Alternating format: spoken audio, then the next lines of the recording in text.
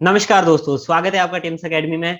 दोस्तों, आज की इस वीडियो में हम बात करेंगे गुलाम वंश से जुड़े कुछ इंपॉर्टेंट एमसीक्यूज के बारे में। तो वीडियो को एंड तक जरूर देखना और अगर आपको ये वीडियो पसंद आए तो इसे लाइक, कमेंट और शेयर जरूर करना।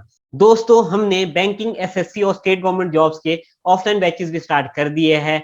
हमारा कोचिंग सेंटर सुन्नी में है। अगर आप एडमिशन लेना चाहते हैं तो डिस्क्रिप्शन में आपको हमारी कॉन्टैक्ट डिटेल मिल जाएगी, वहां से आप हमें कॉन्टैक्ट कर सकते हैं। तो चलिए शुरू करते हैं आज का वीडियो।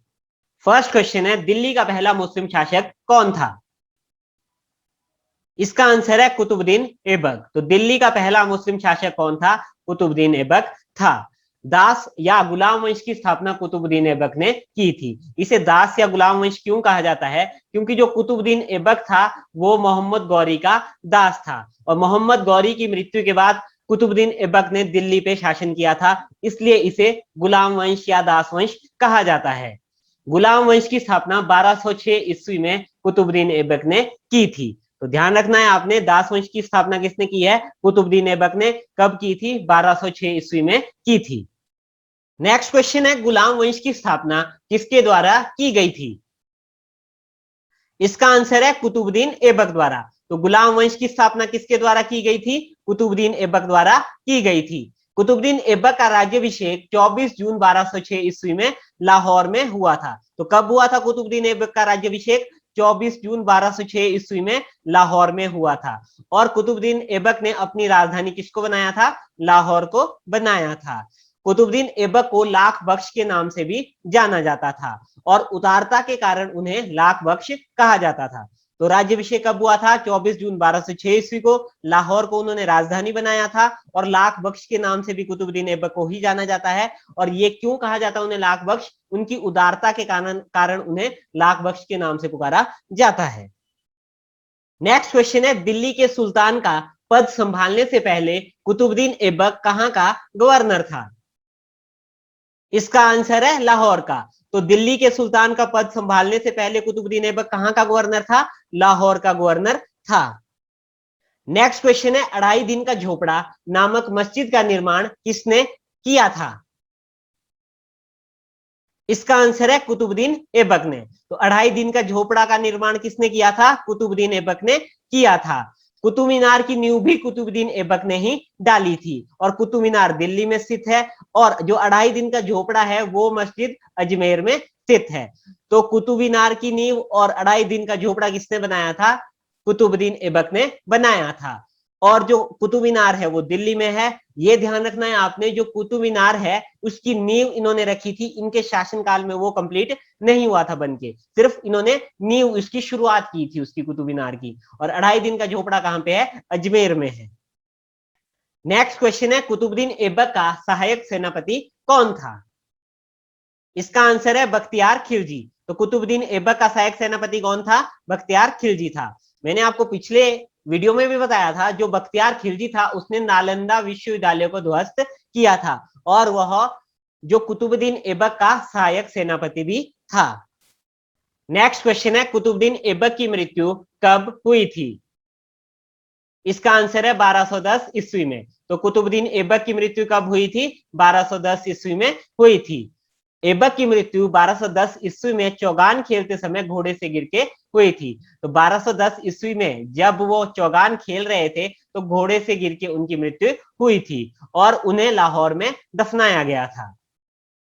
नेक्स्ट क्वेश्चन है, कुतुबुद्दीन ऐबक के पुत्र का क्या नाम था? इसका आंसर है आराम शाह। तो कुतुबुद्दीन ऐबक के पुत्र का क्या नाम था? आराम शाह था। कुतुबुद्दीन ऐबक का जो उत्तराधिकारी था वो आराम शाह था, जिसने सिर्फ 8 महीने तक ही शासन किया था। तो पुत्र भी कौन था उनका? आराम शाह था, वही उनका उत्तराधिकारी भी था और उसने सिर्फ 8 महीने ही शासन किया था। नेक्स्ट क्वेश्चन है, आराम शाह की हत्या किसने की थी? इसका आंसर है इल्तुतमिश ने। तो आराम शाह की हत्या किसने की थी? इल्तुतमिश ने की थी। आराम शाह की हत्या करके इल्तुतमिश 1211 ईस्वी में दिल्ली की गद्दी पर बैठा था। इल्तुतमिश कुतुबुद्दीन ऐबक का गुलाम तथा दामाद था और ऐबक की मृत्यु के समय वह बदायूं का गवर्नर था। इल्तुतमिश का पूरा नाम शम्स उद दीन इल्तुतमिश था। तो ध्यान रखना है आपने, आराम शाह की हत्या किसने की थी? इल्तुतमिश ने। और वह कब गद्दी पे बैठा था? 1211 ईस्वी में वो गद्दी पर बैठा था। और जो इल्तुतमिश था वो कुतुबुद्दीन ऐबक का गुलाम तथा दामाद था, और इसका पूरा नाम शम्स उद्दीन इल्तुतमिश था। नेक्स्ट क्वेश्चन है, निम्नलिखित सुल्तानों में से किसने सर्वप्रथम अपनी राजधानी दिल्ली स्थानांतरित की थी? इसका आंसर है इल्तुतमिश ने। तो इल्तुतमिश ने सर्वप्रथम अपनी राजधानी दिल्ली स्थानांतरित की थी। इल्तुतमिश ने लाहौर से अपनी राजधानी दिल्ली स्थानांतरित की थी। नेक्स्ट क्वेश्चन है, भारत की प्रथम महिला शासक कौन थी? इसका आंसर है रजिया सुल्तान। तो भारत की प्रथम महिला शासक कौन थी? रजिया सुल्तान थी। रजिया सुल्तान इल्तुतमिश की बेटी थी। तो ध्यान रखना है आपने, रजिया सुल्तान किसकी बेटी थी? इल्तुतमिश की बेटी थी। नेक्स्ट क्वेश्चन है, रजिया सुल्तान का विवाह किसके साथ हुआ था?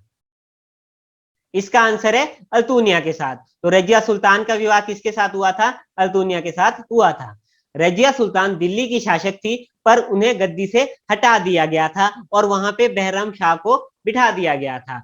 इसलिए रजिया सुल्तान ने उसके बाद अल्तुनिया से विवाह किया और अपनी गद्दी को वापस पाने की कोशिश की। इसके लिए वो लोग दिल्ली की तरफ बढ़े थे, पर कहा जाता है कि दिल्ली की तरफ जब वो बढ़ रहे थे तो रजिया सुल्तान और उनके पति अल्तुनिया की हत्या कर दी गई। तो रजिया सुल्तान और अल्तुनिया की हत्या 13 अक्टूबर 1240 ईस्वी को डाकुओं के द्वारा कैथल के पास कर दी गई।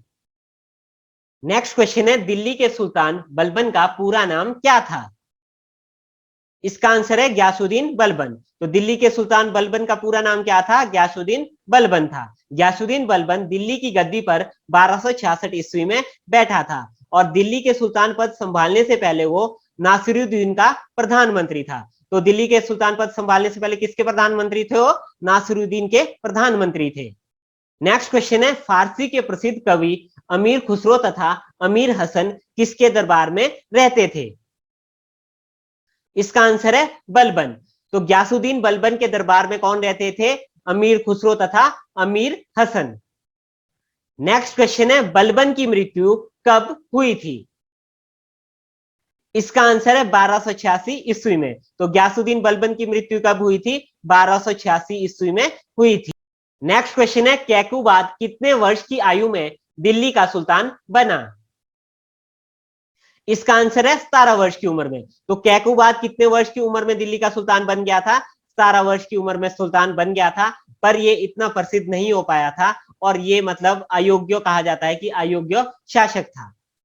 नेक्स्ट क्वेश्चन है, दिल्ली के किस सुल्तान के विषय में कहा गया है कि उसने रक्त और लौह की नीति अपनाई थी? इसका आंसर है बलबन ने। तो ग्यासुद्दीन बलबन को कहा जाता है कि उन्होंने रक्त और लौह की नीति अपनाई थी। नेक्स्ट क्वेश्चन है, किस विश्व विरासत स्थल में इल्तुतमिश की कब्र है? इसका आंसर है कुतुब मीनार में। तो कुतुब मीनार में इल्तुतमिश की कब्र है। नेक्स्ट क्वेश्चन है, रजिया सुल्तान किस वर्ष शासक बनी थी? इसका आंसर है 1236 ईस्वी में। तो रजिया सुल्तान कब शासक बनी थी? 1236 ईस्वी में वो शासक बनी थी और 1240 ईस्वी में उनकी हत्या कर दी गई थी। नेक्स्ट क्वेश्चन है, गुलाम वंश का अंतिम शासक कौन था? इसका आंसर है शमसुद्दीन कैमूर्स। तो शमसुद्दीन कैमूर्स गुलाम वंश का अंतिम शासक था और 1290 ईस्वी में यहाँ पे उसके बाद खिलजी वंश की स्थापना हुई थी। 13 जून 1290 ईस्वी में जलाउद्दीन फिरोज शाह खिलजी ने यहाँ पे खिलजी वंश की स्थापना की थी। नेक्स्ट क्वेश्चन है, इनमें कौन सा गुलाम वंश का शासक नहीं था? इसका आंसर है इब्राहिम लोदी। तो इब्राहिम लोदी एक गुलाम वंश का शासक नहीं था। बाकी कुतुबुद्दीन ऐबक, ग्यासुद्दीन बलबन और इल्तुतमिश ये तीनों के तीनों गुलाम वंश के शासक थे, पर इब्राहिम लोदी नहीं था। तो दोस्तों ये थे गुलाम वंश से जुड़े कुछ इंपॉर्टेंट क्वेश्चन। तो कैसा लगा आपको हमारा आज का ये वीडियो, हमें कमेंट करके जरूर बताएं। अगर आपको ये वीडियो पसंद आए तो इसे लाइक, शेयर और कमेंट करना ना भूलिएगा। अगर आप इस वीडियो को फेसबुक पे देख रहे हैं तो हमारे पेज को लाइक कीजिए और अगर आप इस वीडियो को यूट्यूब पे देख रहे हैं तो हमारे चैनल को सब्सक्राइब कीजिए, क्योंकि हम आपके लिए ऐसी वीडियो यहाँ पे लाते रहेंगे। धन्यवाद।